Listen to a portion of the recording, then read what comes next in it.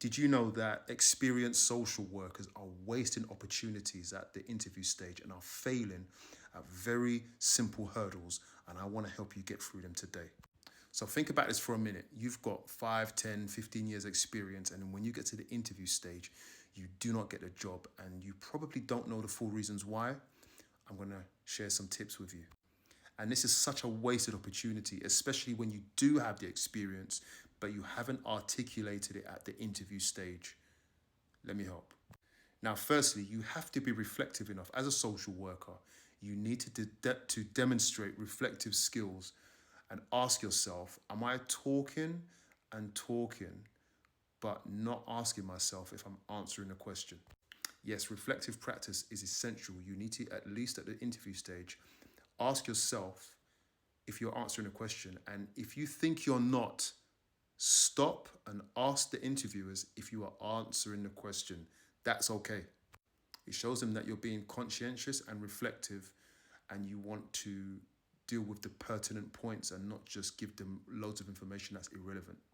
I've always done that in my social work interviews and any interview. I always stop and say, sorry, I'm talking a lot. Am I answering a question? And the interviewers will usually guide you as to whether you are or not. My next tip is this. You have to be able to give examples, and questions in all social work interviews will ask you for literal examples of practice. Okay. Now, I'd love to tell you more, but it'd be cheating a little bit too much, but it's not that hard. Now, before you get to the interview stage, you have to be thinking, what cases have I worked? And it doesn't even have to be a social work case. It could be something you've done in another team or with another service type or in life. Okay. Trust me, it's okay. You have to demonstrate successful working. Do not wait till the interview to work this out. You have to be able to tell us exactly how and why and what it means, okay? What did you do? How did you do it? What's the meaning behind it? Why do you think it was successful? Etc. So we're looking for literal examples, okay? So the next tip is about demonstrating that you have the ability to pick apart specific things that demonstrated success or contributed to the success. For example, and again, you're going to need an example.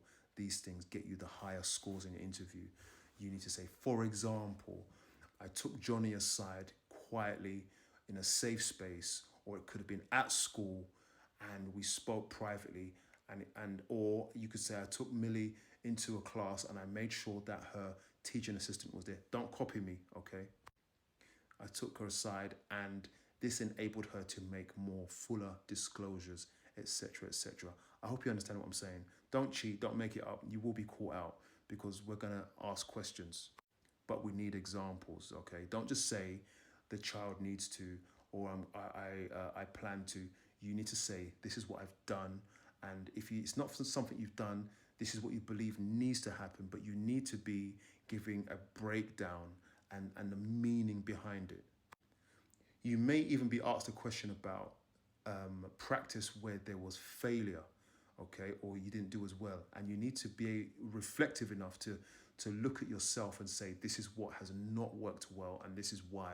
And it could be, you could say, and I remember in one of my previous interviews, I said, I think because of the color of my skin and my gender, the child in that community didn't feel open enough, or the parents didn't feel safe enough with me, probably because of stereotypes. Yes, I'm honest and I'm reflective enough to do that, and I said it. It's showing them that I'm aware. Okay, so it's okay to show failure as long as you can explain why and what you've learned from it. Another one is this. This is the cheat sheet. I shouldn't even be telling you this, so don't tell anyone. But you need to be able to say something about the voice of the child, okay? If I ask you what makes a good assessment, you need to be saying something about how you're meeting with the child.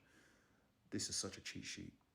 But remember, when you're asked, I'm not going to give you any more information because it's not it wouldn't be ethical of me to break it all down to you. But you have to understand this, right? It's your when you're having your interviews, it's almost like you're teaching the interviewers how to do the job. You've got to talk to them like dummies, okay? And that's respectfully saying that. So you've got to talk to them as if they don't know anything about social work.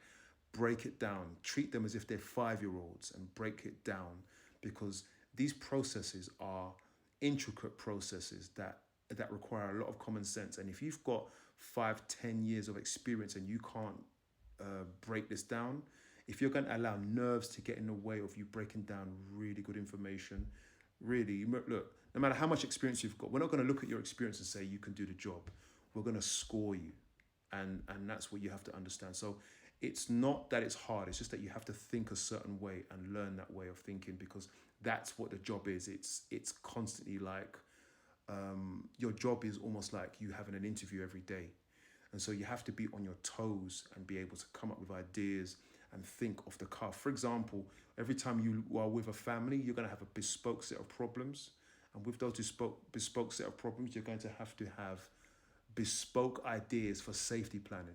So an interview is equivalent to just doing the job every single day.